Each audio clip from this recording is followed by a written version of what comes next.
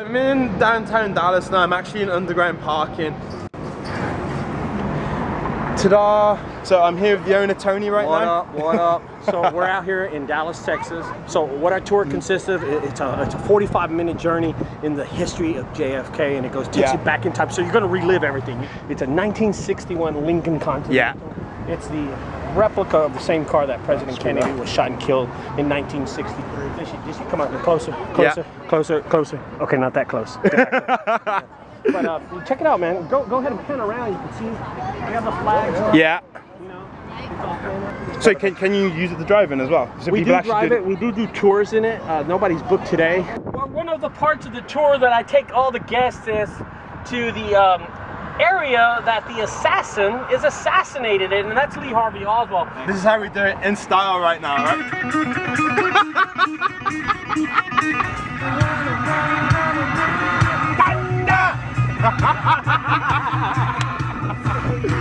Class. How long have you been doing the tour for then? Well, dude, I started this about 3.5 years ago, and right now I'm just managing it for the new owner of it. When it comes to JFK, we are the premier John F. Kennedy Assassination Tour in the whole nation by far. Hola! Hey! Now you're in Texas, so you gotta know how to say hi to people, you know what I'm saying? November 22nd, 1963. The President of the United States is assassinated in my hometown of Dallas, Texas. President Kennedy died at 1 p.m. Central Standard Time, 2 o'clock Eastern Standard Time, some 38 minutes ago. 2 days later, his assassin, Lee Harvey Oswald, is killed in my city too. Lee Harvey Oswald is in the municipal building. He's going to be on the 4th floor of that building. So right 4th floor up there, yeah. Now he's going to be held up there for the next 2 days. And on a Sunday, the city of Dallas, they arranged for a judge to meet him at the county building. And he'll be coming up this way. See, there's a man, and his name is Jack Ruby. And what Jack Ruby does is change history. And see, he kind of knows all the police officers. You see what I'm saying? Mm-hmm. And they tell him that at exactly 9:01 a.m. he's going to come out the door. Yeah. And what Jack Ruby does, he waits for Oswald. And Oswald's walking up, Jack Ruby comes out of the shadows, and bam! Straight away, gone. We'll never know if it was Lee Harvey Oswald, was it someone in the grassy knoll, was it LBJ, was it the Secret Service, was it the CIA? You know, it'll go down in history as a timeline that will always be broken, a timeline. But you'll never know, right? You'll never know. Jack Ruby will get the death penalty. He will spend 6 years in jail, and then all of a sudden, he gets cancer. He was on kind of Texas death row, which we called Old Sparky, which is the electric chair. As a matter of fact, the same doctor that worked on President John F. Kennedy, 2 days later, will get a new patient. And his name is Lee Harvey Oswald. Really? And then 6 years later, that same man will get Jack Ruby. So guys, we're going to get on a bus in a few minutes, and we will see you back. And as he went by the Texas School Book Depository, headed for the triple underpass, there were 3 loud, reverberating explosions.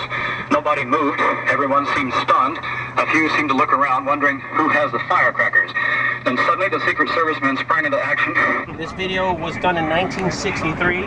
The president was assassinated like at 12:30, but at 12:31, this guy's on cue. And this is just one of the snippets that you'll see on our tour, you know what I mean? Including what we just saw where Oswald was killed. So I'm now going on the main tour on the bus. I'll take you around the city, we'll show you different landmarks of the city and where we got shot, and more about Lee Harvey Oswald as well. The Kennedys were here on a 5-day tour. The '64 election was coming up.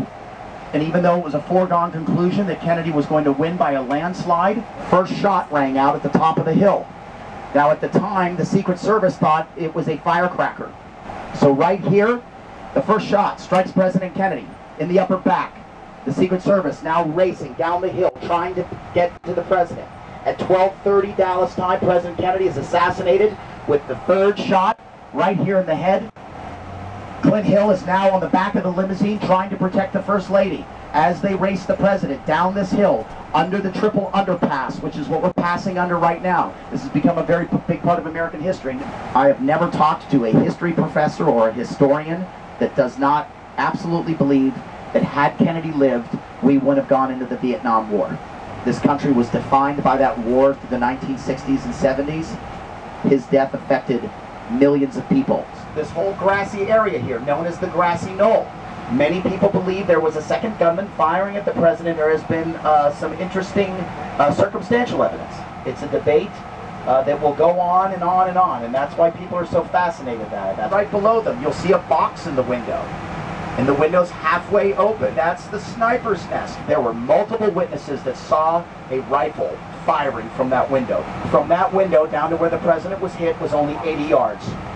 Several of his fellow employees would later testify that Oswald was on the 6th floor, and after he leaves, he gets a taxi cab and gets out of downtown.